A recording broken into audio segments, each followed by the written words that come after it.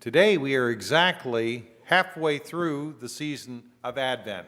14 days from its beginning and 14 days until Christmas morning when the season of Advent comes to its close. The official wait is half over. Waiting is a major theme in the season of Advent, and waiting is a real drag, especially in this immediate gratification culture that we live in. How about waiting in traffic, especially on the freeway? That's a real drag, being stopped on the freeway. Why, if you were on a motorcycle, you'd be inclined to schlep over into the apron and just pass all those stalled cars, wouldn't you? Of course, that would be against the law and mustn't do that. There's a waiting room at hospitals where loved ones wait for surgery to be over and to get good news from the doctors and to go see a loved one in the recovery room. Dr. Seuss wrote a story about, that included a part about the waiting place, waiting for the fish to bite, or waiting for wind to fly a kite, or waiting around for Friday night. Or perhaps waiting for their Uncle Jake, or a pot to boil, or a better break, or a string of pearls, or a pair of pants, or a wig with curls, or another chance. Everyone is just waiting. Probably the worst waiting of all is waiting on God. Moses waited on God for some direction in a foreign land until God, after 40 years, finally spoke to him from a burning bush. And then he had to wait 40 more years, wandering around in the wilderness. And we can relate to that. We pray for direction from God ourselves, and many times we have to wait for an answer from God. In the New Testament, believers are instructed to wait for the Lord's return, and we've been waiting ever since. We wait for God to be born into our world. We wait for Christmas to arrive. Waiting can require a measure of perseverance, especially when the wait includes pain. It is one thing to wait for traffic. It is another thing to wait for intense pain to be over. When keeping the faith brings pain, we might be tempted to wonder, what is the point? If the faith brings pain into our lives, a cross to bear, righteous persecution, what's the point of keeping the faith? And we're tempted to forsake the faith when we are in those circumstances. And it's a good question. What is the point? Unless that pain and that waiting is achieving something for us that is surpassing. You know, exercising is a very image of pain. We huff, we puff, we might grimace, we groan, we're sweating. But we, if we're wise, put ourselves through that because it achieves a surpassing reward in terms of our health and our wholeness, maybe a relief of stress. And studying can be a painful thing. As a student, having to get up for an 8 o'clock class and then go listen to a lecture and take notes and read a book deep into the night and cram for exams, it's painful. But we do it. It achieves something for us in terms of critical thinking and maybe achieving a degree that we need to do what we want to do in life. It achieves something for us. Working can likewise be a pain. Getting up in the morning, we'd rather be fishing, but it achieves something for us. It gives meaning and purpose to our days. It enables us to be good providers for those God has given us to love. Maybe waiting and patiently persevering achieve something surpassing for us. The title of our message for today is Patient Perseverance Pays. It is a message that comes to us from the little book of James. I love that little book. I think I love it more than any other book in the Old or New Testament. I think it gets us as close to Jesus as we can possibly get. It was composed by his brother, or with the virgin birth in mind, his half-brother. The Bible tells us that after Joseph and Mary had Jesus, they had relations with each other and they bore other children, both boys and girls. James was one of Jesus' siblings. After Jesus was taken up into heaven, Brother James became the pastor of the mother church in Jerusalem.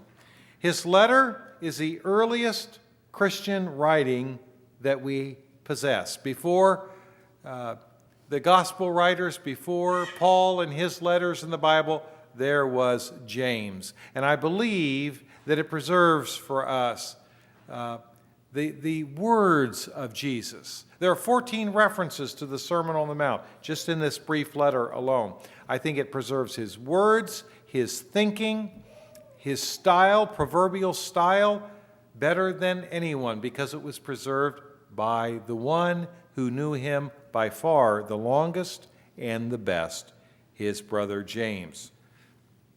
James' letter was addressed to Jewish Christians, and all the original Christians were Jewish, Jesus, his disciples. Originally, they were all Jewish. He is addressing the Jewish Christians that have been scattered to the east, to Mesopotamia, to Babylonia, just like Peter addresses his letters to the Jewish Christians who have been scattered to the west, to Rome and to the Roman provinces. And Paul's letters are addressed to both Jewish and the new Gentile Christians that are coming in. But why were the Christians scattered to the east and the west? Well, just as Jesus represented a threat to the powers that be, so his followers after him represented a threat to them. And just as Jesus was persecuted for his faith, so were his followers persecuted, driven out of town, scattered throughout the ancient world because of their faith. Brother James knew a thing or two about persecution, and he knew about perseverance. After his brief greeting to his letter, his opening words are preserved for us in our call to worship today. Consider it pure joy, my brothers and sisters, whenever you face trials of many kinds, because you know that the testing of your faith produces perseverance. And perseverance must finish its work so that you may be mature and complete, not lacking anything. And a few verses later he adds, blessed are those who persevere under trial, because when they have stood the test, they will receive the crown of life that God has promised to those who love him. Persecution was an occasion for pure, unadulterated joy as far as James was concerned. Had not his brother been raised from the dead into glory because of his faith that would not be forsaken? So would his followers be raised to glory in response to their faith. Meanwhile, persecution was a spiritual test that achieved something surpassing. The testing of faith developed perseverance, and perseverance paid off big time for Jesus and for his followers. Those who persevered in their faith under trial would, like Jesus, he said, receive the crown of life that God has promised to those who love him. So James presents patient persevering in a whole new light. He writes in our text, be patient then, sisters and brothers, until the Lord's coming. See how the farmer waits for the land to yield its valuable crop, and how patient he is for the autumn and spring rains. The farmer does his work. He prepares the ground. He plants the seed. He weeds and tends the plot. He does what he can. And then God does what only God can do. God sends the spring and fall rains. That water germinates the seed. And then a thing called gravitational, what is that called? It's a tropism.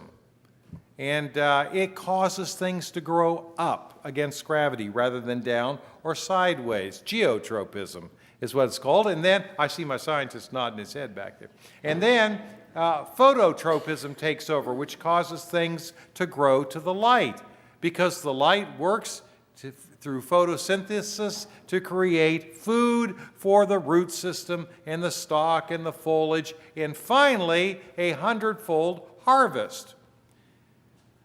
We do persevere in what we can do and wait upon God to do what He can do. The result is a 100-fold harvest, a surpassing result, that enables us to feed our families and to live. So James presents patient endurance in a whole new light. He continues, "You too be patient and stand firm, because the Lord's coming is near. Don't grumble against each other, brothers and sisters, or you will be judged. The judge is standing at the door." Yeah, right.